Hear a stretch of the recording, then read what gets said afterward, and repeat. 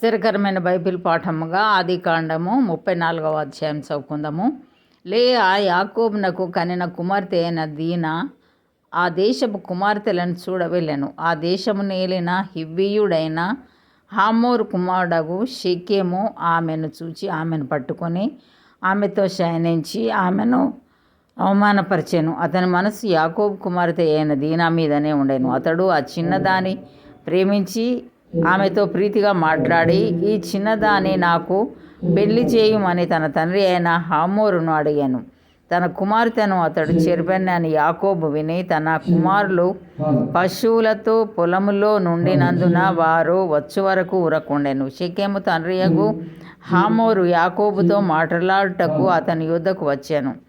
యాకోబు కుమారులు ఆ సంగతి విని పొలంలో నుండి వచ్చిరి. అతడు యాకోబు కుమార్తెతో శయనించి ఇశ్రాయేలు జనములో అవమానకరమైన కార్యము చేశాను. అది చేయరాని పని గనుక ఆ మనుషులు సంతాపము పొందిరి. వారికి మిగుల కోపం వచ్చాను. అప్పుడు హామోరు వారితో, షెకెము అను నా కుమారుని మనస్సు నీ కుమార్తె మీదనే ఉన్నది. దయచేసి ఆమెను అతనికిచ్చి పెళ్లి చేయుడి. మీ పిల్లలను మాకిచ్చి మా పిల్లలను మీరు పుచ్చుకొని మాతో 1000 మంది మా మధ్య నివసించుడి.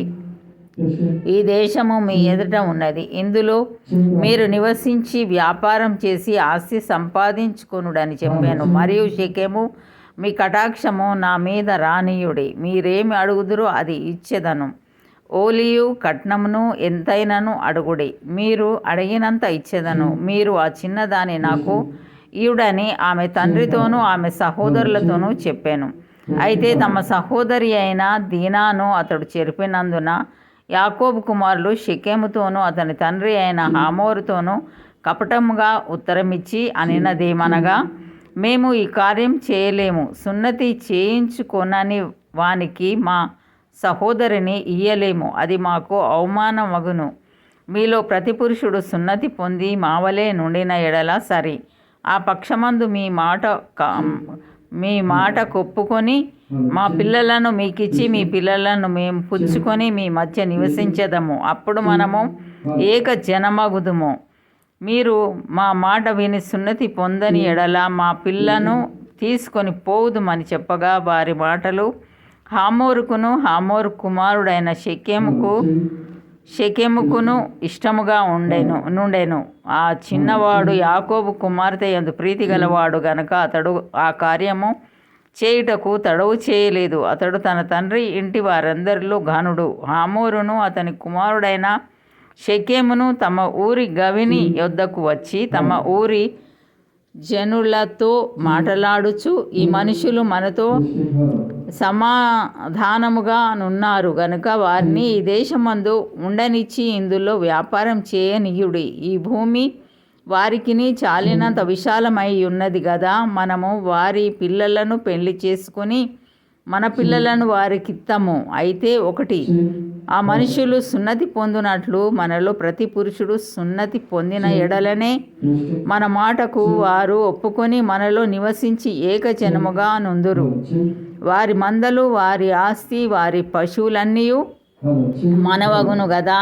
ఎట్లయినను మనము వారి మాటకు ఒప్పుకొందము. అప్పుడు వారు మనలో నివసించెదరనగా హామోరును అతని కుమారుడగు షెకెమును చెప్పిన మాట అతని ఊరి గవిని ద్వారా వెళ్ళు వారందరూ వినిరి. అప్పుడతని ఊరి గవిని ద్వారా వెళ్ళు వారిలో ప్రతి పురుషుడు సున్నతి పొందెను. 3వ దినమున వారు బాధపడుచుండగా యాకోబు కుమారులలోనిద్దరు అనగా దీనా సహోదరులైన షిమ్యోనును లేవియు తమ కత్తులు చేత పట్టుకొని ఎవరికి తెలియకుండా ఆ ఊరి మీద పడి ప్రతి పురుషుని చంపిరి. వారు హామోరును అతని కుమారుడైన షెకెమును కత్తివాత చంపి షెకెము ఇంట నుండి దీనాను తీసుకొని వెళ్ళిపోయిరి. తమ సహోదరిని చనిపినందున యాకోబు కుమారులు చంపబడిన వారు ఉన్న చోటికి వచ్చి ఆ ఊరు దోచుకొని వారి గొర్రెలను, పశువులను, గాడిదలను, ఊరిలోనిదేమి పొలములోనిదేమి వారి ధనము యావత్తును తీసుకొని వారి పిల్లలనందరినీ వారి స్త్రీలను చెరపట్టి ఇండ్లలో నున్న దంతయు దోచుకొనిరి. అప్పుడు యాకోబు షిమ్యోనును లేవిని చూచి మీరు నన్ను బాధపెట్టి ఈ దేశ నివాసులైన కనానీలలోనూ పెరిజీవులలోనూ అసహ్యునిగా చేసి తిరిగి నా జనసంఖ్య కొంచెమే, వారు నా మీదికి గుంపుగా వచ్చినను చంపెదరు, నేనును నా ఇంటి వారును నాశనమగుదుమని చెప్పాను. అందుకు వారు, వేశ్య ఎడల జరిగించినట్లు మా సహోదరి ఎడల ప్రవర్తింపవచ్చునా అనిరి. ఇంతటితో ఈ దినం కొరకైన బైబిల్ పాఠము సరి.